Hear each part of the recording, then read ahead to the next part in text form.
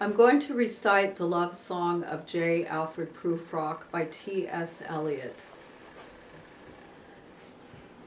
Let us go then, you and I, when the evening is spread out against the sky, like a patient etherized upon a table. Let us go through certain half-deserted streets, the muttering retreats of restless nights and one-night cheap hotels, and sawdust restaurants with oyster shells, streets that follow like a tedious argument of insidious intent, to lead you to an overwhelming question. Oh, do not ask what is it, let us go and make our visit. In the room the women come and go, talking of Michelangelo, the yellow fog that rubs its back upon the window panes, the yellow smoke that rubs its muzzle on the window panes, licked its tongue into the corners of the evening, lingered upon the pools that stand in drains, let fall upon its back the soot that falls from chimneys, slipped by the terrace, made a sudden leap, and seeing that it was a soft October night, curled once about the house and fell asleep.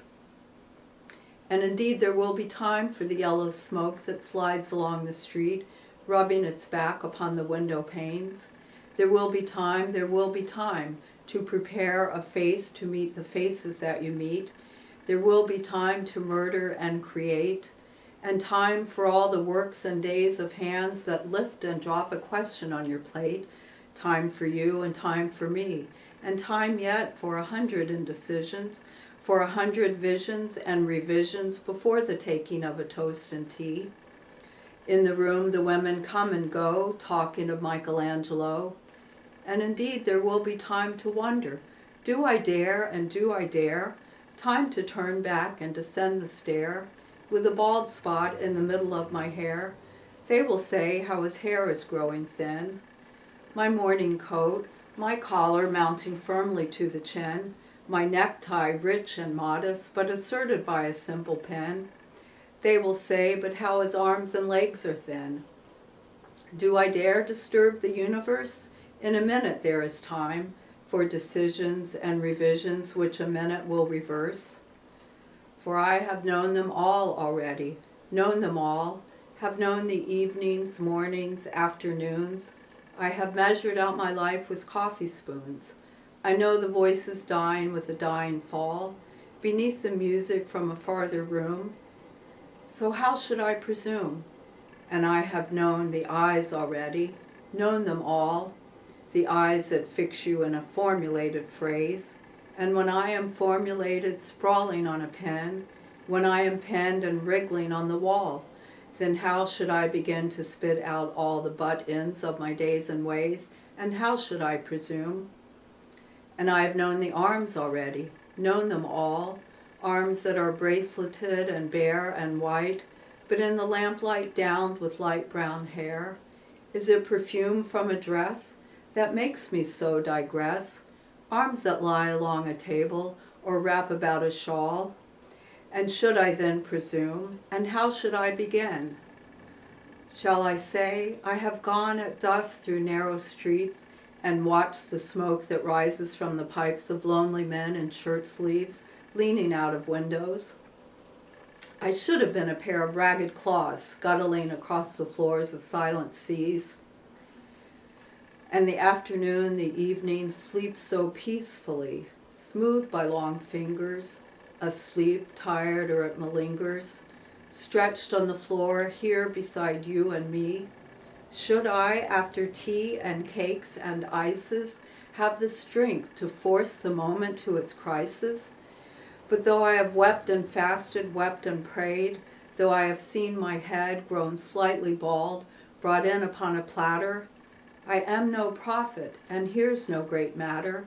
I have seen the moment of my greatness flicker, and I have seen the eternal footman hold my coat and snicker, and in short I was afraid.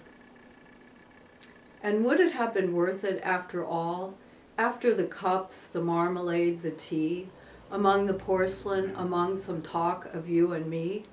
Would it have been worthwhile to have bitten off the matter with a smile, to have squeezed the universe into a ball, to roll it toward some overwhelming question, to say, I am Lazarus, come from the dead, come back to tell you all, I shall tell you all.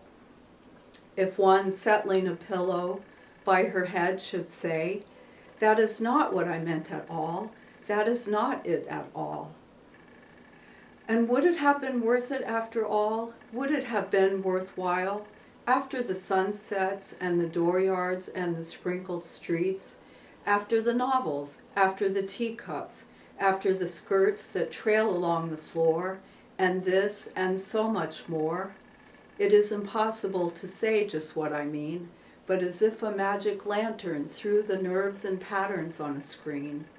Would it have been worthwhile if one settling a pillow or throwing off a shawl and turning toward the window should say, that is not it at all, that is not what I meant at all. No, I am not Prince Hamlet, nor was meant to be.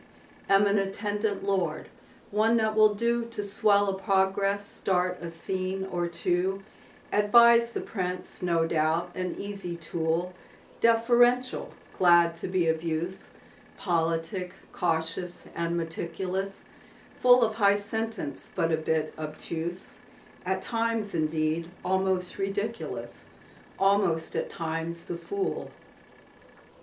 I grow old, I shall wear the bottoms of my trousers rolled. Shall I part my hair behind? Do I dare to eat a peach? I shall wear white flannel trousers and walk upon the beach.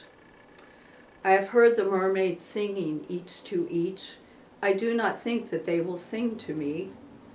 I have seen them riding seaward on the waves, combing the white hair of the waves blown back when the wind blows the water white and black. We have lingered in the chambers of the sea, by sea-girls wreathed with seaweed, red and black, brown, till human voices wake us and we drown.